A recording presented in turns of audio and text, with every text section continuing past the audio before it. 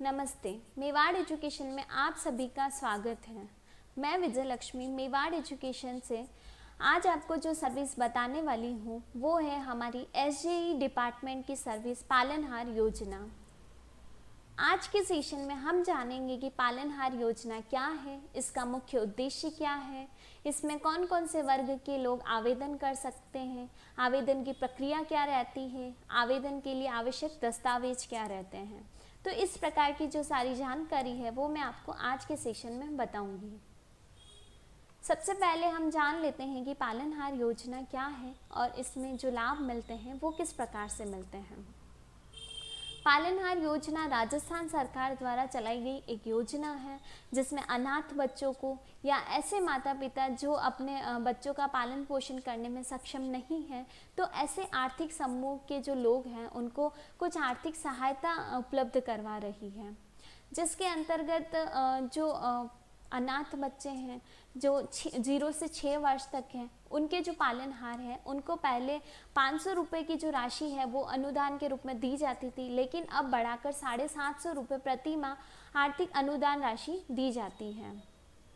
उसके बाद जो बच्चे स्कूल जाते हैं, जो 6 से 18 वर्ष तक की आयु के बच्चे हैं, उनके जो पालनहार हैं उनको पहले सरकार 1000 रुपये की राशि अनुदान के रूप में देती थी, लेकिन अब उसे बढ़ाकर 1500 रुपये की जो राशि है उसे अनुदान के रूप में उपलब्ध करवाती है।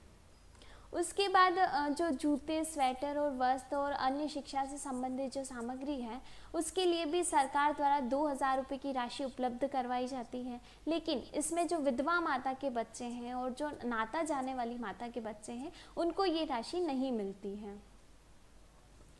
उसके बाद हम जान लेते हैं कि जो पालनहार है उनकी क्या पात्रता रहती है इस योजना में आवेदन करने के लिए। तो सबसे पहले तो जो पालनहार है वो राजस्थान के निवासी होने ज़रूरी है। उसके बाद जो पालनहार की वार्षिक आय है वो 1,20,000 से अधिक नहीं होनी चाहिए। और ऐसे अनाथ बच्चे जो 2 वर्ष के हैं तो उनका आंगनवाड़ी केंद्र में जाना अनिवार्य है, और अगर उससे ज़्यादा आयु है तो उनका स्कूल में जाना अनिवार्य है। उसके बाद आता है कि जो पालनहार योजना के लिए बच्चों की जो पात्रता रहती है वो क्या क्या रहती है। इसमें सबसे पहले तो जो अनाथ बच्चे हैं वो आवेदन कर सकते हैं। उसके बाद जिनके माता पिता को आजीवन कारावास हुआ है या मृत्युदंड मिला है तो उनके बच्चों को भी यह पालनहार योजना का लाभ मिल जाता है। उसके बाद जो पेंशन के पात्र विधवा माता के बच्चे हैं उनकी जो अधिकतम 3 संतानें हैं उनको भी पालनहार योजना का लाभ मिलता है। उसके बाद आता है कि जो नाता जाने वाली माता है उनकी भी अधिकतम 3 संतानों को ये लाभ मिलता है। उसके बाद जिन्होंने पुनर्विवाह किया है, पुनर्विवाहित विधवा माता की जो बच्चे हैं उनको भी ये लाभ मिलता है। और जो एड्स पीड़ित माता पिता के बच्चे हैं या फिर कुष्ठ रोग से जो पीड़ित माता पिता के बच्चे हैं और जो विकलांग माता पिता के बच्चे हैं और तलाकशुदा जो महिला है उनकी जो संतान है उनको भी ये पालनहार योजना के लिए पात्रता दी गई है। उसके बाद आता है कि पालनहार योजना के लिए जो आवश्यक दस्तावेज रहते हैं वो कौन कौन से रहते हैं। तो सबसे पहले आता है कि मूल निवास प्रमाण पत्र। उसके बाद जो पालनहार है उनका आधार कार्ड होना चाहिए और एक पहचान पत्र भी साथ में लगाना होता है, और जो एक इनकम सर्टिफिकेट है वो भी आपको बनवा के इसमें ऐड करना होता है, और जो राशन कार्ड है वो, और जो बच्चा है और उनका भी आधार कार्ड लगाना है साथ में। और अनाथ बच्चों के जो पालन पोषण का एक प्रमाण पत्र बनता है वो भी आपको इसमें लगाना है, और एक passport size photo, mobile number, और अगर बच्चा आंगनवाड़ी केंद्र पर जाता है तो वहाँ का प्रमाण पत्र बनवाना है, और अगर बच्चा विद्यालय में अध्ययन कर रहा है तो वहाँ के लिए एक प्रमाण पत्र जो बनता है वो बनवाना है। तो इस प्रकार से आगे मैं आपको बताऊँगी कि जो प्रमाण पत्र है उनके फॉर्मेट आपको कहाँ से मिलेंगे और उनको कैसे भरना है। इसके बाद आता है कि पालनहार योजना में जो आवेदन करते हैं जिसमें कौन कौन से वर्गों के लिए कौन कौन से जो डॉक्यूमेंट्स हैं वो लगेंगे। तो उसमें आप जैसे कि कोई अनाथ बच्चे अगर अनाथ बच्चे के लिए आवेदन कर रहे हैं तो उसमें उनके जो माता पिता हैं उनकी जो मृत्यु हुई थी उसका मृत्यु प्रमाण पत्र की एक कॉपी लगानी होती है। उसके बाद जिनको आजीवन कारावास मिला है, जो जिनको मृत्युदंड मिला है, उनकी जो दंडादेश की कॉपी है वो आपको साथ में लगानी होती है। उसके बाद जो पेंशन के पात्र विधवा माता के बच्चे हैं उनके लिए जब आप आवेदन करते हैं तो उसमें उनकी पेंशन की जो कॉपी है वो भी आपको साथ में लगानी होती है। उसके बाद पुनर्विवाह विधवा माता के जो बच्चे हैं तो उसमें पुनर्विवाह का जो प्रमाण पत्र है वो लगाना होता है। उसके बाद अगर आप HIV एड्स पीड़ित माता पिता के बच्चों के लिए आवेदन कर रहे हैं तो उसमें ART सेंटर द्वारा जारी ARD डायरी या फिर जो ग्रीन डायरी है उसकी कॉपी लगानी होती है। उसके बाद कुष्ठ रोग से पीड़ित माता पिता के बच्चों के लिए अगर आप आवेदन कर रहे हैं तो उसमें जो चिकित्सा प्रमाण पत्र है वो साथ में लगाना होता है। और नाता जाने वाली माता के जब बच्चों के लिए आप आवेदन करते हैं तो नाता गए हुए 1 वर्ष से अधिक समय का एक प्रमाण पत्र जो है वो आपको बनाकर इसमें लगाना होता है।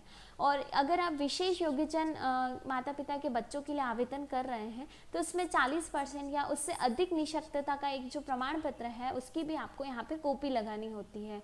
और लास्ट में जो तलाकशुदा महिला के बच्चे हैं उनके लिए भी तलाकशुदा की जो पेंशन है उसकी कॉपी की यहाँ पे लगानी होती है।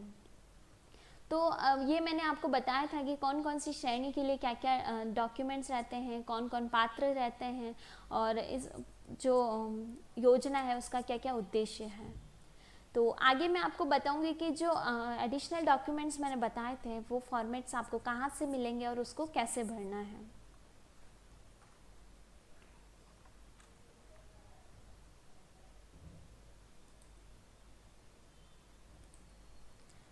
तो स्क्रीन पर आपको शो हो रहा है ये जो लिंक है वो भी आपको डिस्क्रिप्शन में मिल जाएगा और ग्रुप्स में भी आपको शेयर कर दिया जाएगा।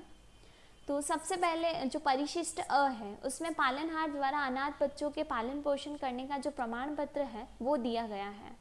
ये आप जो पालनहार है वो बनवाएंगे। इसमें सबसे पहले तो पालनहार की डिटेल्स भरनी है, उसके बाद जो बच्चे हैं उनकी डिटेल्स भरनी है और जो संबंधित सरपंच है, ग्राम पंचायत के प्रधान, पंचायत समिति, वार्ड पार्षद जो है उनका यहाँ पे सिग्नेचर करके उनका पूरा डिटेल्स भर के और ये प्रमाण पत्र आपको कंप्लीट करवाना होता है। उसके बाद आता है परिशिष्ट ब। परिशिष्ट ब में विद्यालय में अध्ययनरत होने का जब प्रमाण पत्र बनवाते हैं बच्चे के लिए तो वो यहाँ से मिल जाएगा आपको। उसमें सबसे पहले शिक्षण संस्थान का नाम लिखना है और उसमें बाद में आपको बच्चे की जानकारी भर के और जो शिक्षण संस्थान का प्रधान है उसका यहाँ पे सील सिग्नेचर करवा के डिटेल्स भरवा के ये आपको कंप्लीट करवाना होता है।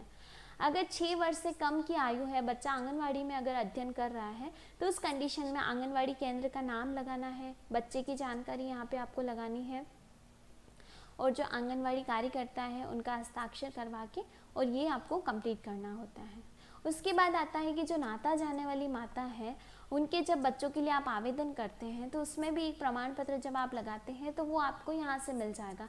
इसमें सबसे पहले आपको ये डिटेल्स भर के और माता जो बच्चा है उनकी डिटेल भर के और यहाँ पे पटवारी जो वार्ड पार्षद है और जो मुख्य कार्यकारी अधिकारी है उनसे ये भरवा के और कंप्लीट करवाना है। और अगर ग्रामीण क्षेत्र में जो नाता जाने वाली माता है उसके लिए जब आप ये प्रमाण पत्र बनवा रहे हैं तो उस कंडीशन में भी जो सर्टिफिकेट है वो फॉर्मेट आपको यहाँ से मिल जाएगा। इसमें भी पटवारी और ग्राम सचिव से वेरीफाई करवा के आपको ये प्रमाण पत्र लगाना होता है। तो ये तो मैंने बताया था कि जो एडिशनल डॉक्यूमेंट है वो कहाँ से मिलेंगे। अब हम देख लेते हैं कि जो पालनहार योजना के लिए आप आवेदन कर रहे हैं ऑनलाइन वो आपको कैसे करना है। सबसे पहले आप अपना जो ई मित्रा पोर्टल है वो ओपन करेंगे।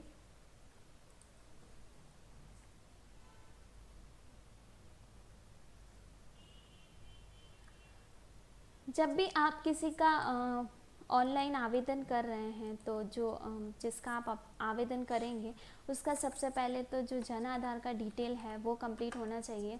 उसमें बैंक डिटेल्स अपडेट होनी चाहिए, मोबाइल नंबर लिंक होना चाहिए, उनका जो आधार और जन आधार है उसका डेटा भी सेम होना चाहिए। उसके बाद जो बच्चा है उनका जो स्कूल रिकॉर्ड में नाम है और जो जन आधार में नाम है वो सारा भी सेम होना चाहिए।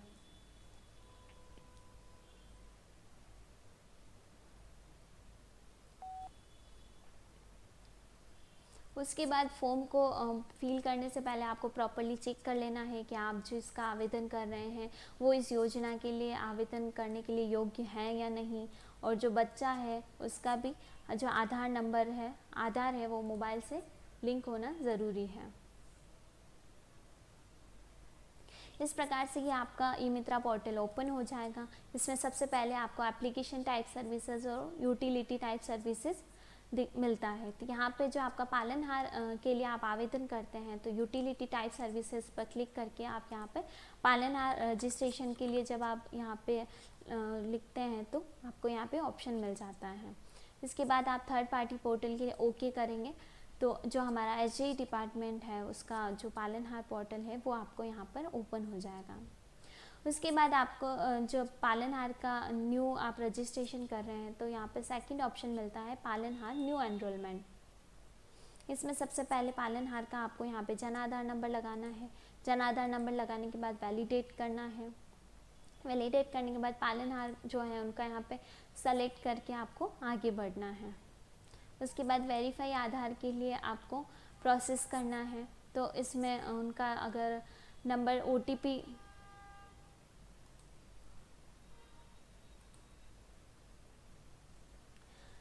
जो उनका आधार वेरीफाई करने के लिए पहले आप या तो ओटीपी से कर पाएंगे या फिर जो फिंगरप्रिंट है उससे आप उनका आधार वेरीफाई करेंगे।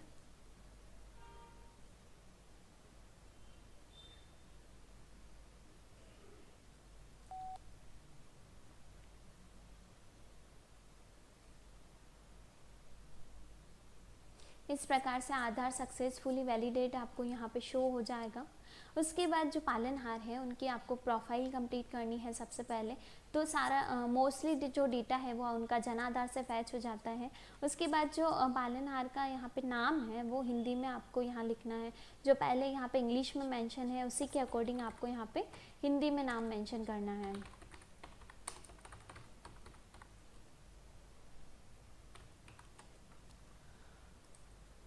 उसके बाद जो उनका धर्म है वो आप यहाँ पे सेलेक्ट करेंगे और उसके बाद जो उनका व्यवसाय है वो यहाँ पे सेलेक्ट करना है। उसके बाद जो उनके परिवार की इनकम है वो यहाँ पे मेंशन करनी है। जो परिवार की इनकम है वो 1,20,000 से ज़्यादा नहीं होनी चाहिए।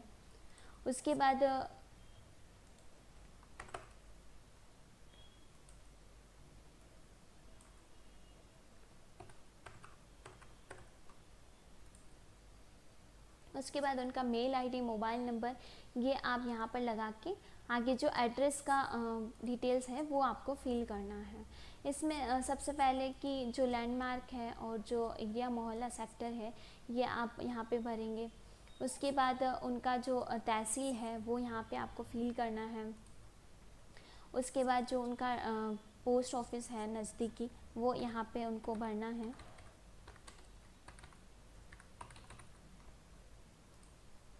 उसके बाद जो वर्तमान पता है अगर स्थायी पते से अलग है तो यहाँ पे आपको नहीं, अगर अलग है पता तो आपको यस करना है और जो नया एड्रेस है वो आप यहाँ पे भरेंगे और अगर नहीं है अलग तो आप यहाँ पे नहीं सेलेक्ट करेंगे और आगे प्रोसेस करेंगे। उसके बाद उनका जो लोकसभा क्षेत्र है वो भरना है और जो विधानसभा क्षेत्र है वो यहाँ पे भरना है। उसके बाद उनकी बैंक डिटेल जन आधार से फैच हुई शो होती है और लास्ट में उनका डॉक्यूमेंट से रिलेटेड पार्ट जो है वो कंप्लीट करना है। सबसे पहले पूछता है कि जो उनका मूल निवास है वो कौन से जिले से जारी हुआ है वो यहाँ पे आपको मेंशन करना है और मूल निवास जारी करने वाला जो तहसील है वो कौन सा है वो आप यहाँ सेलेक्ट करेंगे। उसके बाद लास्ट में आपको एक आइडेंटिटी कार्ड लगाना है, या तो मूल निवास लगा दो आप या फिर पहचान जो पत्र है वो लगाओ या फिर राशन कार्ड, इन तीनों में से कोई भी एक डॉक्यूमेंट आपको यहाँ पे अटैच करना है। उसके बाद पूरा डिटेल्स आपको प्रॉपरली चेक करके और सबमिट करना है। जैसे कि आप यहाँ से सबमिट करेंगे तो इनकी जो प्रोफाइल है वो क्रिएट होकर आपको डैशबोर्ड पर शो हो जाती है। डैशबोर्ड पर शो होने के बाद आपको एड चाइल्ड के लिए प्रोसेस करना है। एड चाइल्ड के लिए जब आप प्रोसेस करते हैं तो जब आप एड चाइल्ड के लिए करेंगे तो जिस बच्चे को आप इसमें ऐड कर रहे हैं उनका नाम पहले से जन आधार में अपडेट होना ज़रूरी है। उसके बाद उनका यहाँ पे आधार नंबर लगा के आप यहाँ से वैलिडेट करेंगे और उनका आधार वेरीफाई करेंगे। फिंगरप्रिंट से करें या फिर ओटीपी से करें, दो ऑप्शंस मिलेंगे आपको। उसके बाद आप इनका यहाँ पे आधार नंबर वेरीफाई करेंगे। आधार नंबर वेरीफाई करने के बाद जो बच्चे की डिटेल है वो आपको स्क्रीन पर शो हो जाएगी।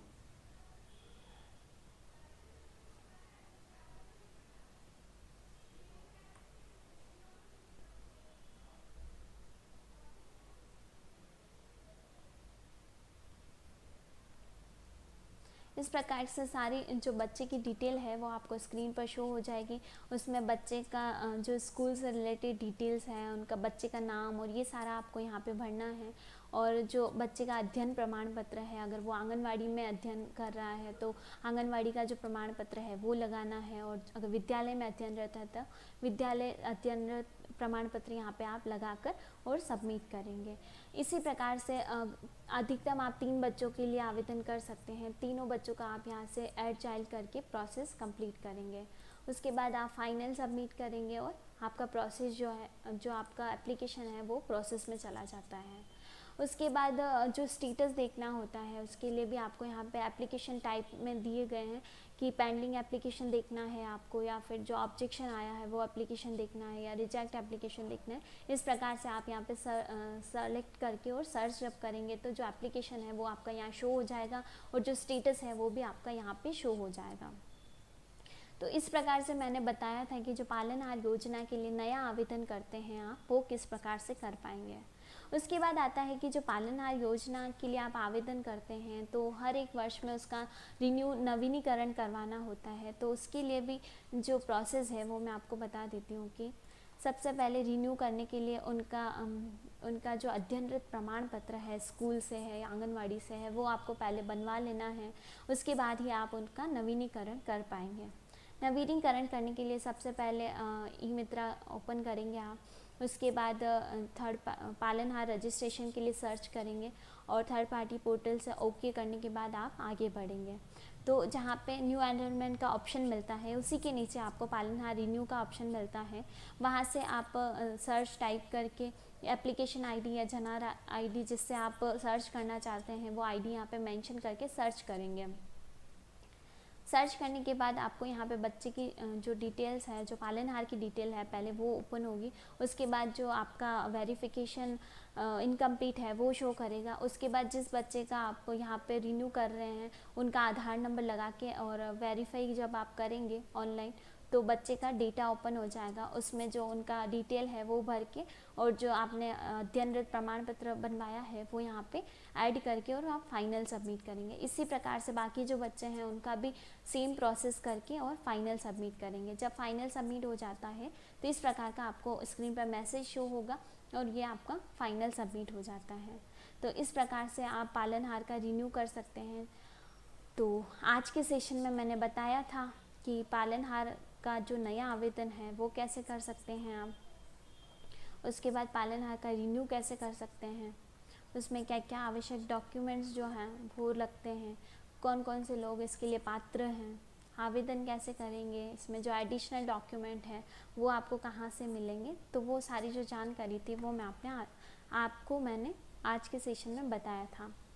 उसके बाद अगर आपको पालनहार योजना में आवेदन करने से संबंधित कुछ भी तकनीकी समस्या आती है तो हमारी जो हेल्प डेस्क टीम है उसके नंबर मैंने आपको स्क्रीन पर शो किए गए हैं, तो आप यहाँ पर कांटेक्ट कीजिए ताकि आपकी जो भी क्वेरीज़ हैं वो सोल्व हो सकें। उसके बाद जो हमारे सोशल मीडिया पेजेस हैं उनसे भी जुड़िए। तो Facebook page, Instagram page, YouTube, Twitter के जो लिंक है वो भी मैंने आपको स्क्रीन पर शो किए गए हैं। और उसके बाद मेवाड़ एजुकेशन के बारे में और अधिक जानकारी प्राप्त करने के लिए जो हमारी वेबसाइट है www.mewadeducation.in, इसको भी विज़िट कीजिए। Thank you so much.